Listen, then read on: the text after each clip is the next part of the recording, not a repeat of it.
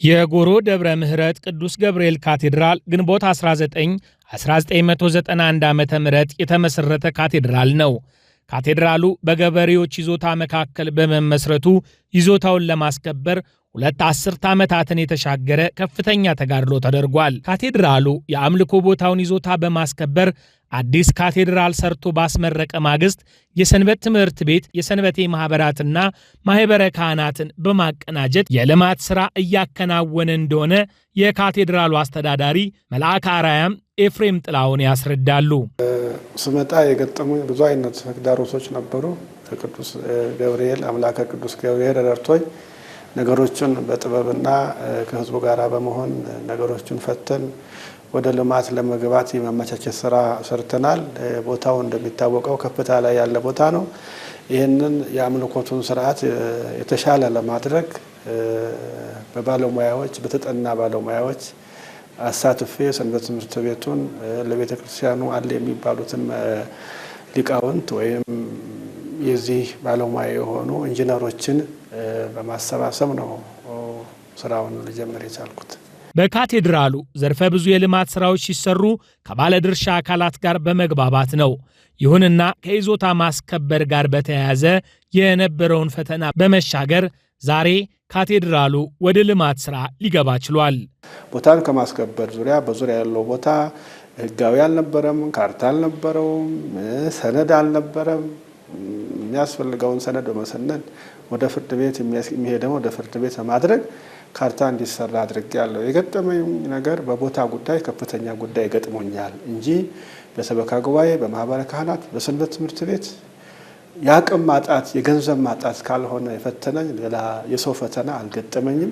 ካቴድራሉ በቅድሚያ ለምዕመናን ምቹ አገልግሎት መስጫ መጠለያዎችን በመስራት በቀጣይም የአጥቢያውን ሰንበቴ ማህበራት በማደራጀት ቤዝመንቱን ለቀብር፣ ግራውንዱ ለመንፈሳዊ አገልግሎትና ለደብሩ ልዩ ልዩ አገልግሎት ሲውል የላይኛው አዳራሽም ለሰንበቴ ማህበራቱና ለካቴድራሉ አገልግሎት የሚሰጡ አዳራሾችን እንዲይዝ ተደርጎ ተገንብቷል።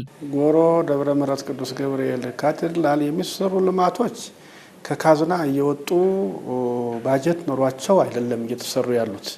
እነዚህ የሚታዩት ሰፊ ልማቶች እያንዳንዳቸው የተሰሩት በዘዴና ህዝቡን በማሳመን ነው። አንደኛ መሬት ላይ የሆኑ ነገሮች ፉካ ከሆኑ መሬት ላይ ስራቸውን ጨርሰው ከመሬት ውጪ ወለል ላይ ያሉት አገልግሎታቸው ለስብከተ ወንጌል አዳራሽ እንዲሆን ህዝቡን በማሳመን የተሰራ ነው። በየቦታው ያሉት 2-3 ቦታ ላይ ያሉት እንደሱ ነውና ስለዚህ በህዝቡ ቀብሩን መሬት ላይ ሆኖ ከመሬት በላይ ያለው ለስብከተ ወንጌል አዳራሽ የሚሆንበት ነገር ነው። በተለይም ተዳፋትነት ያለውን በምዕራብ አቅጣጫ ያለውን የካቴድራሉን ግቢ ለማስፋት ከፍተኛ ወጪ በማውጣት የአንደርግራውንድ መግቢያና የላይኛውን በአውደ ምህረት በኩል ለምዕመናን መገልገያ ለመዋል በካቴድራሉ ማስተር ፕላን መሰረት ግንባታው በመካሄድ ላይ ነው። ከስር መንገድ ከላይ ስላብ ተሞልቶ ግቢ ማስፋት ነው። ግቢው ሰፊ ነው የሚሆነው። ስላቡ ከላይ ሲሞላ የትኛውም ቦታ ላይ ያልታሰበ ወደፊት ይሄ ታይቶ ሊታሰብበት የሚገባ ግቢ ጠባብ ቦታ ያላቸው ደብሮች ይሄንን አይተው የተሻለ ስራ መስራት እንደሚገባቸው አንደኛ ለደብራችን ማሳየት፣ ሁለተኛ ደግሞ ለቀጣይ ቤተክርስቲያናችን አንዲት ስለሆነች ለማሳየትና አውደ ምሕረቱን ለማስፋት የተሰራ ነው። በፊት ለፊቱ ላይ የተሰራ እጅግ ዘመናዊ ስብከተ ወንጌል ፊት ለፊት ዲዛይኑ አምሮ ስራው ሰርቶ ተጠናቆ ቀለሞችና ፊኒሺንጎች ናቸው የቀሩት። እሱም ያማረና የተዋበ አድርገን እንጨርሰዋለን። እግዚአብሔር ቢፈቅድ ግንቦት ለማስመረቅ እንፈልጋለን። የጎሮ ደብረ ምህረት ቅዱስ ገብርኤል ካቴድራል በመንፈሳዊ አገልግሎት ህዝበ ክርስቲያኑን ለመጠበቅ ስብከተ ወንጌልን ጨምሮ በሌሎች አገልግሎቶች በርትቶ እየሰራ ይገኛል። በልማቱም ዘርፍ ነገን ተስፋ ብርሃን ማየት በሚያስችል የልማት ስራ ላይ የሚገኝ ሲሆን ይህም የደብሩ አስተዳደር፣ የማህበረ ካህናቱ፣ የሰበካ ጉባኤውና የሰንበት ትምህርት ቤቱ ህብረት ውጤት ነው። እንግዲህ እንደ ካቴድራላችን ማህበረ ካህናቱም የአካባቢ ወጣቶችም ሰንበት ትምህርት ቤትም እነዚህም እያንዳንዳቸው በቂ ከሚባል በላይ የራሳቸውን አስተዋጽኦ ያበረክታሉ።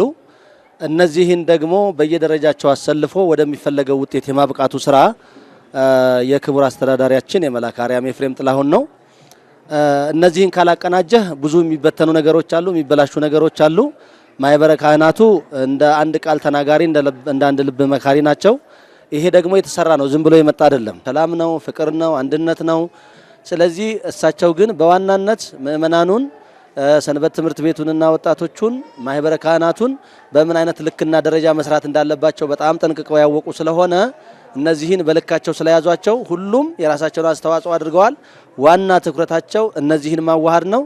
ከዛም በኋላ የሚፈለገውን የልማት ስራ ማሳለጥ ነው። ቤተ ክርስቲያን ከምድራዊ ምጽዋት በምታገኘው ገቢ መንፈሳዊ አገልግሎቱን በማጠናከር የአገልጋይ ካህናትና ቤተሰቦቻቸውን ሕይወት መቀየር እንደማትችል በመገንዘብ በዚህ ወቅት በቆርቆሮ የተሰሩ ለኪራይ አገልግሎት የዋሉ ሱቆች ጊዜውን በሚመጥን የከተማውን ማስተር ፕላን በጠበቀ መልኩ ወደ ህንፃ ለመቀየር በማሰብ ባለ 3 ወለል ህንፃ ግንባታ በማስገንባት ዛሬ ሁለተኛ ወለሉ ተጠናቆ ወደ መጨረሻው ምዕራፍ እየገሰገሰ ይገኛል።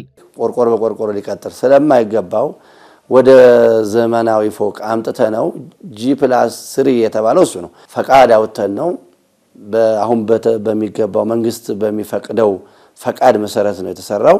ምክንያቱም አሁን ከኮሪደር ጋር ተያይዞ እንኳን እንዳይጠጋብን በራሱ መንግስት ፈቅዶ እንዲፈቅድልን አድርገን በቀጥታ ከሱ ጋር ያይዘን እየሰራን ያለ ነው።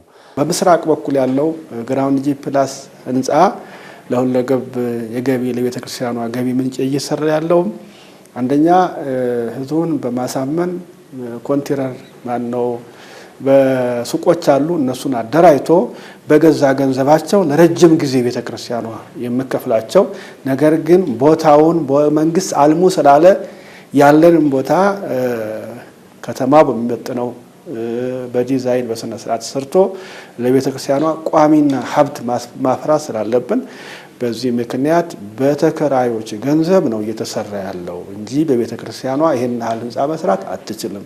የጎሮ ደብረ ምሕረት ቅዱስ ገብርኤል ካቴድራል ከልመና የተላቀቀ መንፈሳዊ አገልግሎቱን ለማጠናከር ዛሬን የልማት ስራዎቹን በመስራት ነገን በመንፈሳዊ አገልግሎት የቤተ ክርስቲያንን ተልእኮ ለማሳካት ተስፋ በማድረግ በስራ ላይ ይገኛል።